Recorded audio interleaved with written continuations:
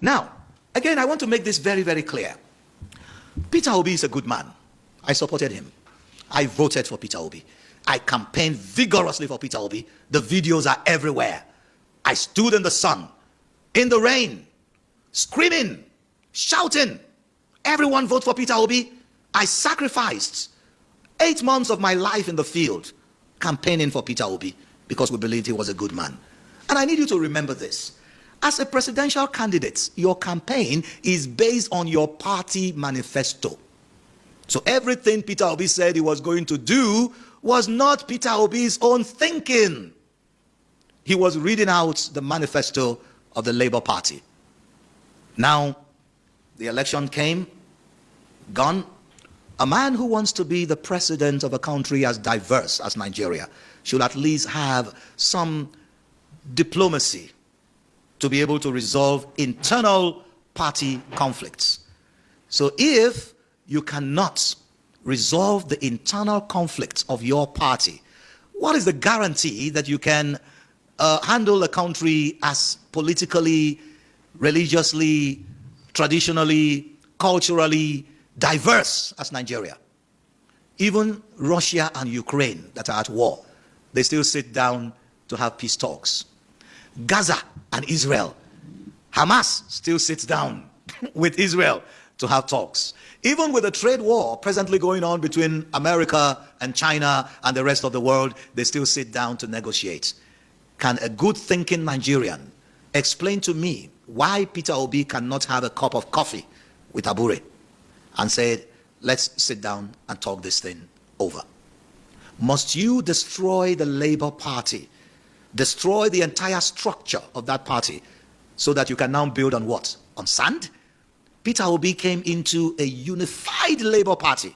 He inherited a party that was united. The party was united when Peter Obi came in. Is the Labour Party united today?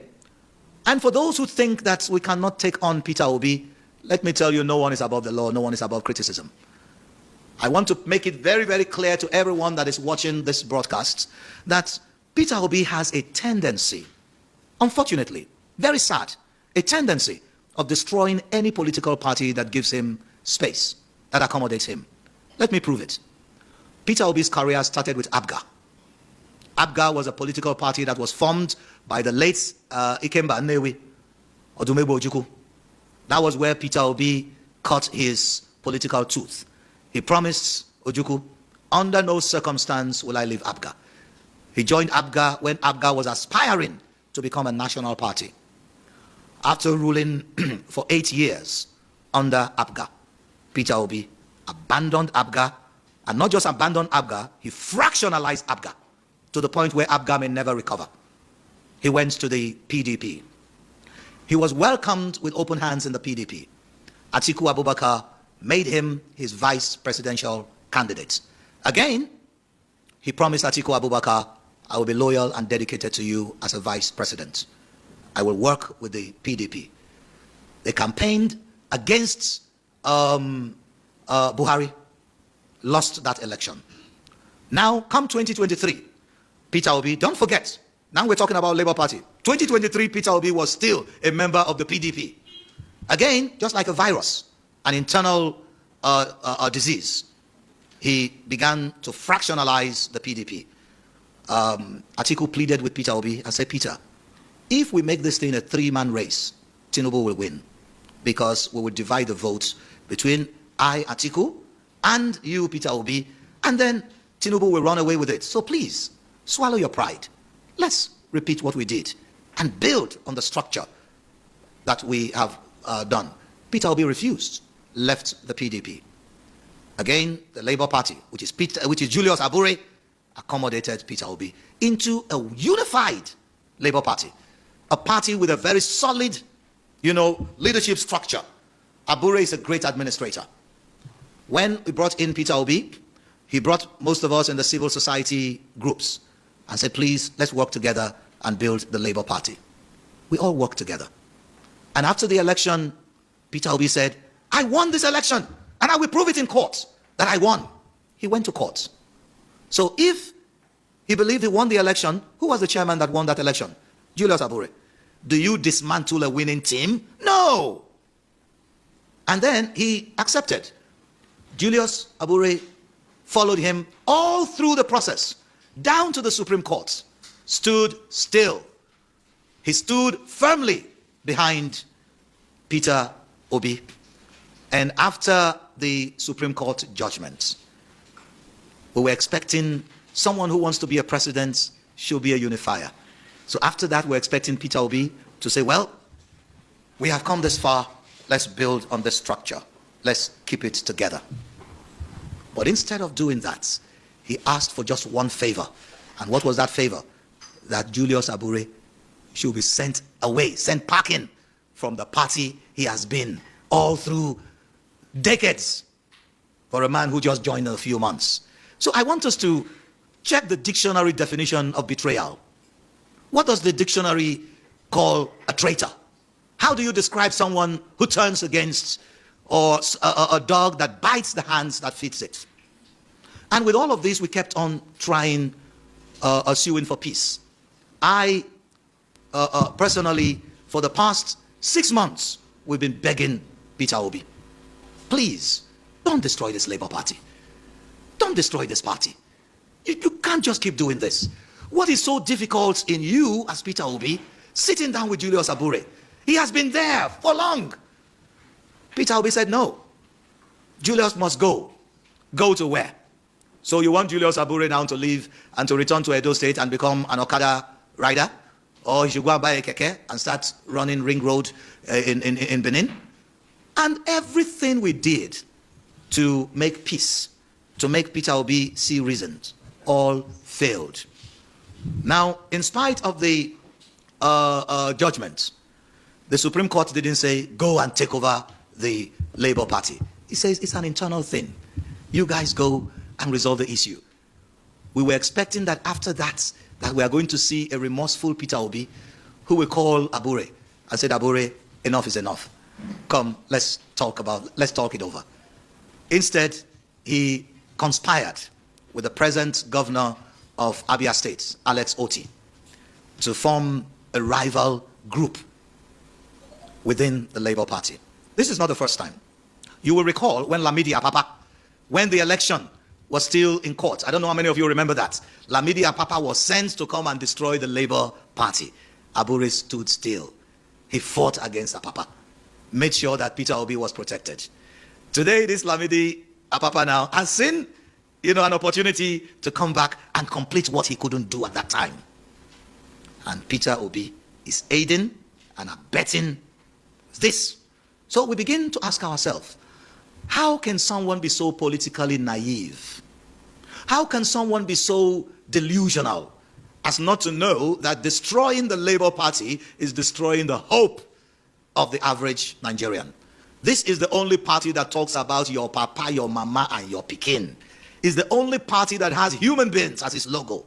The APC has a broom, an object as their logo, a broom that can be used to whip and cause injury. The PDP has an umbrella, which is also like a weapon that you can use. This is the only party that people have come to associate themselves with. Peter Obi is not as popular as most people try to make him seem.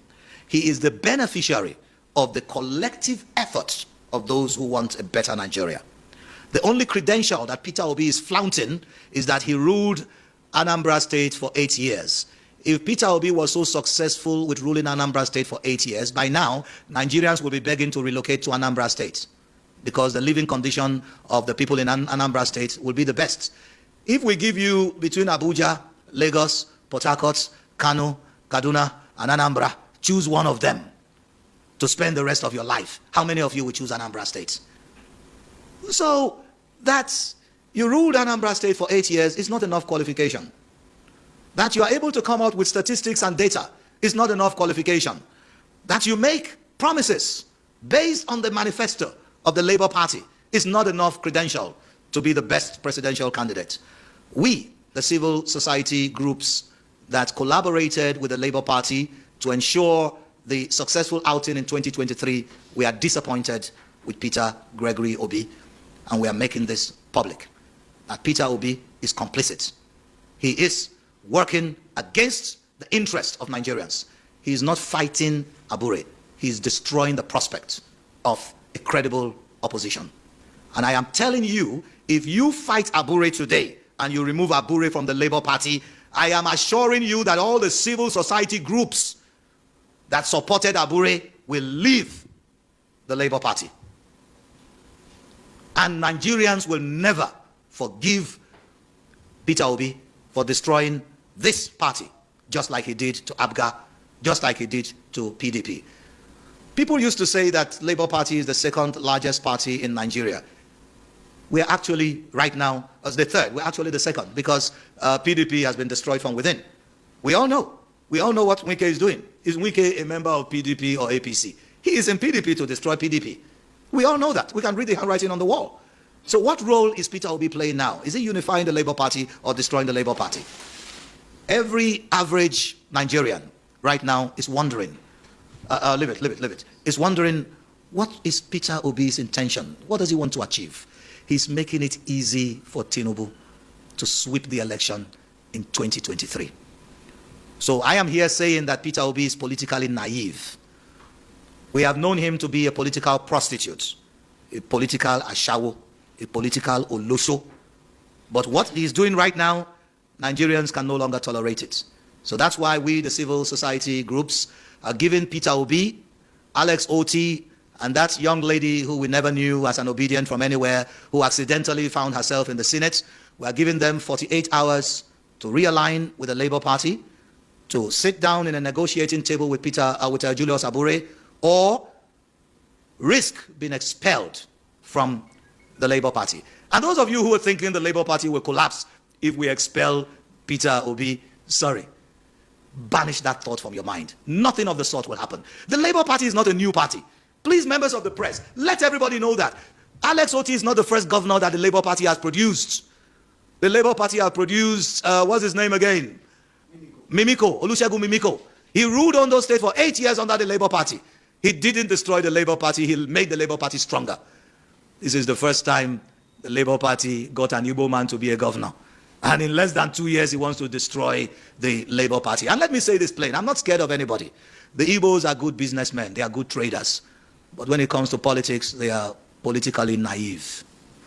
Very politically naive. They are good in counting money, they are good in transaction, they are poor politicians. And Peter Obi is just proving that narrative. The politics he's doing right now is a childish politics. He's delusional and he needs to stop what he is doing. We are not just talking about Abure. All the state chairmen of the Labour Party are all loyal to Abure. All the vice chairmen of the Labour Party are all loyal to Abure.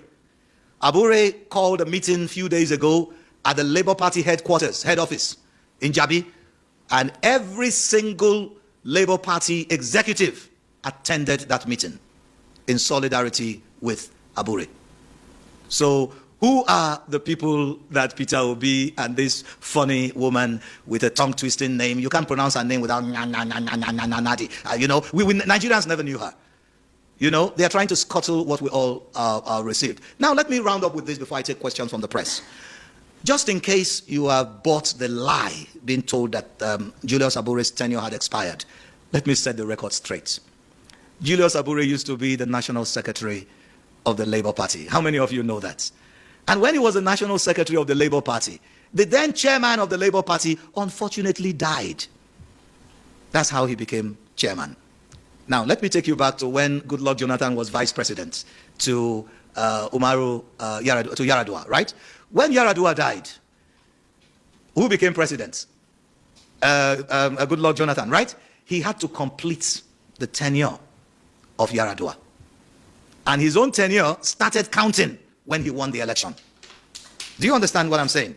So Julius Abure simply completed the tenure of the late chairman. So Julius Abure is just starting his tenure now. So there is no vacancy in the Labour Party. So we are being deceived. What we are seeing now is an attempt to deceive the gullible public, to deceive the deceived into believing that the deceit is not actually a deception. So, ladies and gentlemen, this is the much I can say.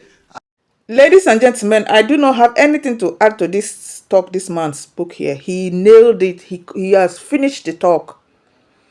Please drop your comments on the comment section. Drop your opinions on the comment section. I hope that with this, Labour Party will come home to roost. Peace will return back to the Labour Party, the one big happy family, the Papa, Mama, Pikin family. If you have not followed this page, please click on the follow button. Let's go.